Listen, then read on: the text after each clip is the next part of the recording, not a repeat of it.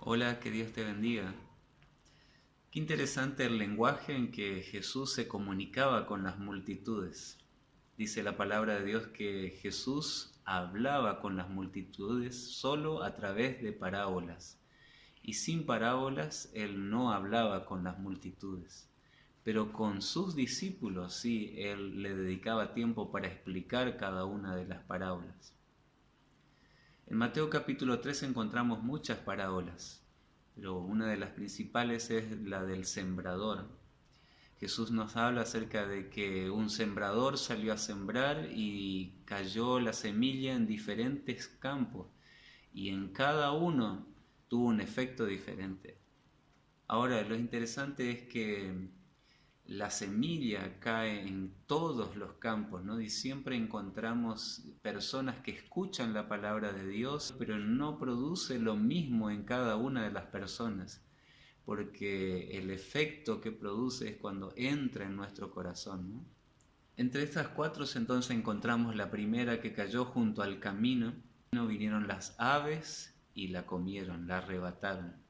Jesús les explica a sus discípulos que esto significa que la palabra de Dios muchas veces cae en el corazón de las personas escuchan la palabra de Dios, pero viene el diablo, viene el malo, dice, y les arrebata esa palabra, ¿no? El primer grupo. El segundo grupo que podemos ver es que cayó entre pedregales. Y dice Jesús que son los que escuchan la palabra, la reciben con gozo, pero como no tiene raíz, dice, es de corta duración y vienen las aflicciones, las persecuciones por causa de la palabra y luego tropiezan, ¿no? Sabemos que al recibir la palabra de Dios muchas veces la gente lo recibe con alegría, con gozo, pero los problemas automáticamente vienen cada vez que nosotros queremos hacer la voluntad de Dios. Y estas personas no soportan las tribulaciones, no soportan las aflicciones que tenemos que pasar por guardar la palabra de Dios, por predicar la palabra de Dios, por entender la palabra de Dios, ¿no?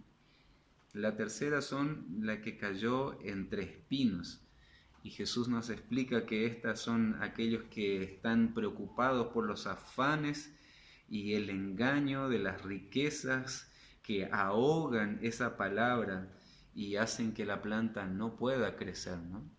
Los afanes, las preocupaciones, el querer tener y querer también hacer la voluntad muchas veces trae un conflicto, ¿no? Y mucha gente no puede crecer sino que se aparta del camino, porque sabemos que para hacer la voluntad de Dios muchas veces tenemos que renunciar a muchos intereses nuestros, ¿no? Y el último es aquel que dice que cayó en una buena tierra. Este es el que oye la palabra y entiende y da frutos y produce a 100, a 60 y a 30 por uno. Aquel que escucha y entiende es el que cayó en buena semilla. Qué lindo que esa semilla, la palabra de Dios, pueda entrar en nuestro corazón, la podamos entender, ponerla en práctica y que nosotros podamos producir, dar frutos para el Señor. Que nuestra vida pueda dar frutos, que podamos conquistar a otras personas, ganarlos para el Señor, llevarle un mensaje de esperanza, ¿no? Y eso es lo que espera el Señor de cada uno de nosotros. Ahora sabemos que también Satanás también planta una semilla y también él